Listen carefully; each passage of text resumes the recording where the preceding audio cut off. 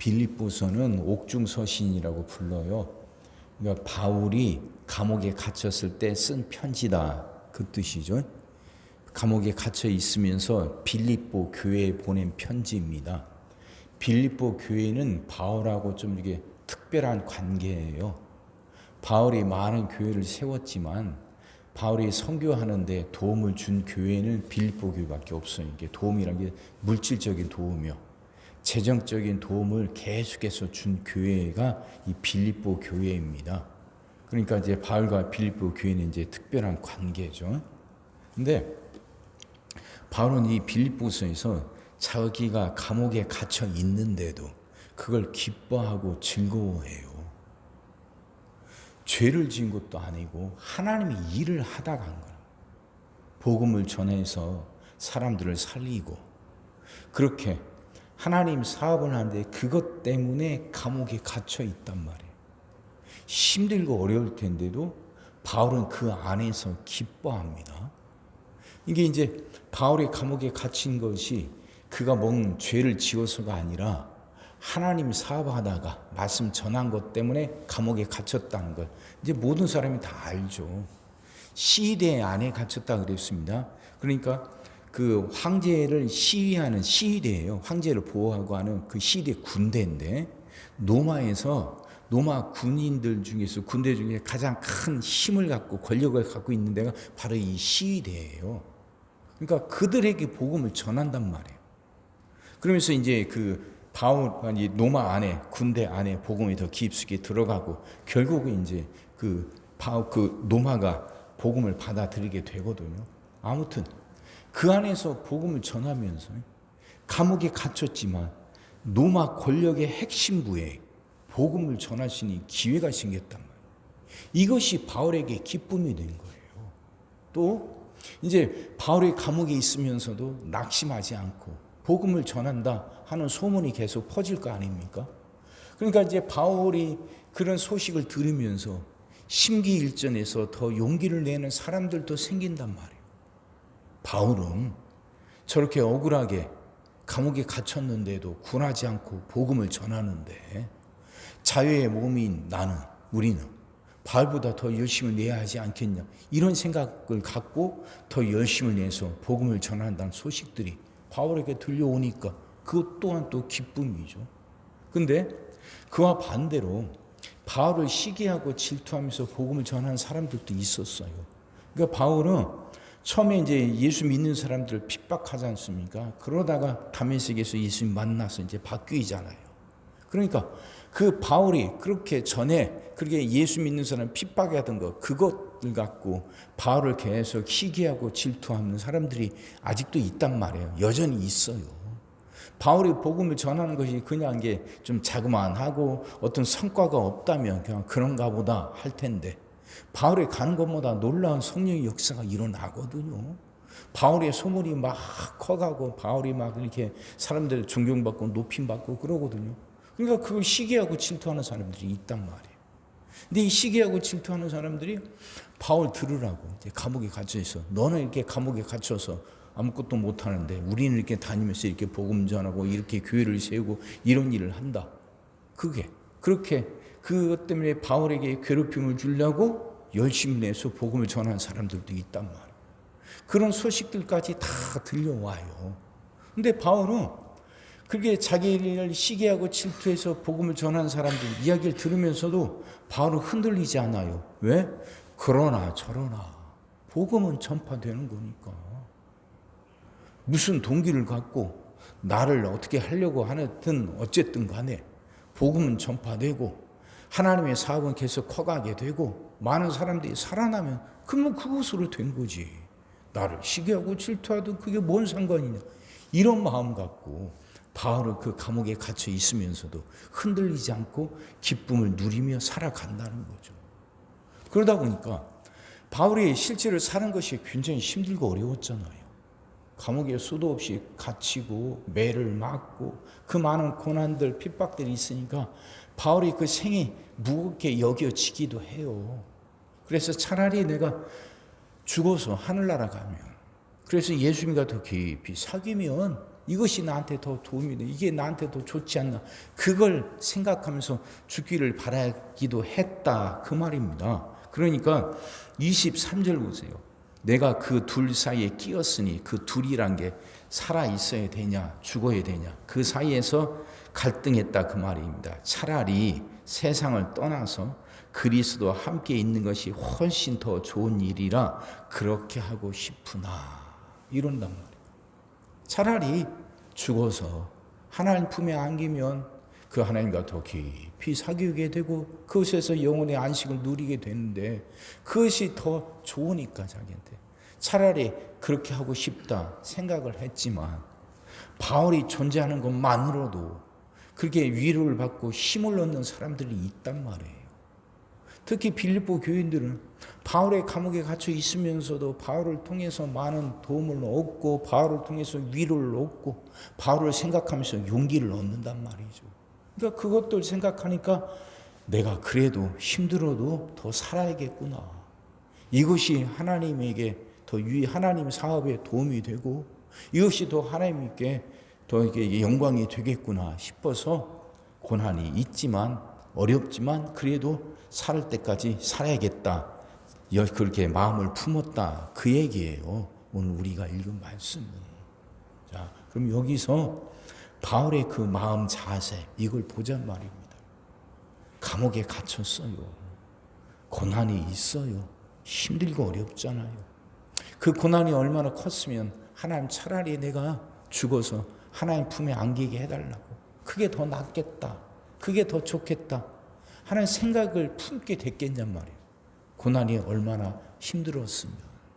그런데도 그런 상황인데도 바울은 원망하거나 불평하지 않아요. 그런 상황 속에서도 기쁨을 얻고 그럼에도 불구하고 내가 더 살아야겠다 그렇게 다짐하게 된단 말이죠. 바울이 그런 생각을 품게 만드는 이유가 뭐냔 말이죠. 어떤 생각이 어떤 것이 바울이 그런 마음을 갖게 했는가. 바울은요 생각이 자기에게 있지 않아요. 하나님께 있어요. 하나님께.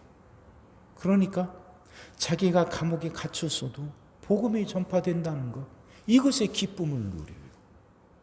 그리고 심지어는 자기를 시기하고 질투해서 복음을 전하는 사람들도 있지만 자기를 괴롭히려고 하는데도 그럼에도 불구하고 복음이 전파되면 그걸로 충분하다. 그걸로 감사하다고 생각하는 사람이 바울이란 말이에요. 그러니까 바울의 생각은 자기에게 있는 게 아니라 하나님께 있는 거예요. 내가 비록 고난을 당해도 이걸 통해서 복음이 더 널리 전파되고 이걸 통해서 하나님이 기뻐하신다면 그게 나한테 기쁨이고 그게 나한테 유익이고 그것이 내 영광이라고 생각하는 거죠. 이 생각이 바울의 고난을 이겨내게 만들고 바울의 고난 속에 있어도 절망하지 않게 만들어주는 힘이 되는 거예요. 이게 신앙이에요. 이게 참 쉽진 않지만 성경이 가르쳐 주는 거예요. 이런 마음을 품고 이런 생각을 갖고 살아가라는 거죠. 우리는 자기 안에 갇힐 때가 참 많아요. 누구보다도 자기가 더 소중하고 그래서 자기가 편해야 되고 자기가 좋아야 되고 자기가 뭔가 위익이 있어야 되고 이게 자기 안에 갇혀 있을 때가 많거든요. 근데 바울은 자기 안에 갇혀 있는 게 아니라 하나님 안에 있어요. 자기가 편안해지는 것보다도 하나님의 영광 누리는 것 이게 더 큰 기쁨이에요. 자기가 감옥에 있어서 고난을 당해도 그걸 통해서 복음이 전파된다면 그걸로 충분하고 그래서 그것이 더 기쁨이고 그것이 더 큰 영광이라고 생각하는 사람. 그 생각을 갖고 그 생각을 품고 살아가니까 고난 속에서도 절망하지 않아요. 차라리 죽어서 하늘나라 가고 싶다 싶은 생각을 품게 만드는 고난이지만 그래도 그 속에서도 그래도 내가 더 살아야겠구나. 이 고난을 통해서 복음이 전파된다면 이걸 하나님이 더 기뻐하신다면 그래도 살아야겠구나. 이 생각을 품는 사람이라는 거죠. 그러면 우리도 하나님 우리도 바울처럼 이런 생각을 갖고 살게 해달라고 기도해야 되지 않겠어요? 이것이 성경이 가르쳐주는 길이에요. 신앙의 길이에요. 우리가 본받아야 할 길인 거예요. 우리가 따라가야 되고 우리가 그렇게 닮아가야 할 자세예요. 이것이 성경이고 이것이 기준이에요. 이것이. 그러면 따라가야죠. 기준 내가 아니에요. 하나님이. 내가 편한가, 내가 좋은가, 이게 아니라 하나님이 원하시는가, 하나님이 기뻐하시는가, 이게 기준이에요. 하나님이 기뻐하신다면 나는 어떻게 돼도, 나는 어떤 상황에 처해도 그냥 그것으로 충분하다는 생각, 그런 마음, 이게 신앙인의 마음이고 우리가 닮아가야 할 마음이란 거예요. 지금 우리는 그렇지 못하지만, 그렇지 못하다고 그냥 다 사람들이 별 수 없지 그런 거지 하고 그냥 주저앉지 말고 이 마음을 닮아가려고 하라는 거죠. 이게 참 여러분이나 저나 똑같이 힘들고 어려워요. 쉬운 게 아니에요. 근데 성경이 이걸 가르쳐주고 성경은 이렇게 살으라고 말한다. 그럼 하나님을 믿는다면 그렇게 살으려고 노력해야 된다는 거죠. 그게 신앙인의 바른 자세라는 거죠. 그럼 이걸 마음에 품고 기도해 봅시다. 기도합시다. 지금은 우리는 바알 흉내도 못 내고 바알의 그림자도 못 쫓아가지만 이게 기준이고 이게 옳은 거라는데, 그럼 하려고 해야지. 따라가려고 해야지. 그래서 그렇게 하게 해달라고 기도해야지. 이런 자세들이 있어야 우리 신앙이 올바른 신앙이 되고, 그래 우리 하나님 앞에 섰을 때 잘했다 칭찬받을 수 있는 거 아닙니까? 기준은 내가 아니라 성경이에요. 그럼 성경이 말하면 따라가려고 해야 되는 거죠. 하나님이 우리에게 은혜를 더해 주시고 능력을 더해 주시기를 바랍니다. 그래서 성경의 기준을 따라가려고 하는 그 마음이 우리 안에서 분리도 일어나고 조금이라도 성경의 말씀을 따라 살아가는 우리들이 되어서 하나님 앞에 섰을 때 잘했다 칭찬받게 되기를 바랍니다.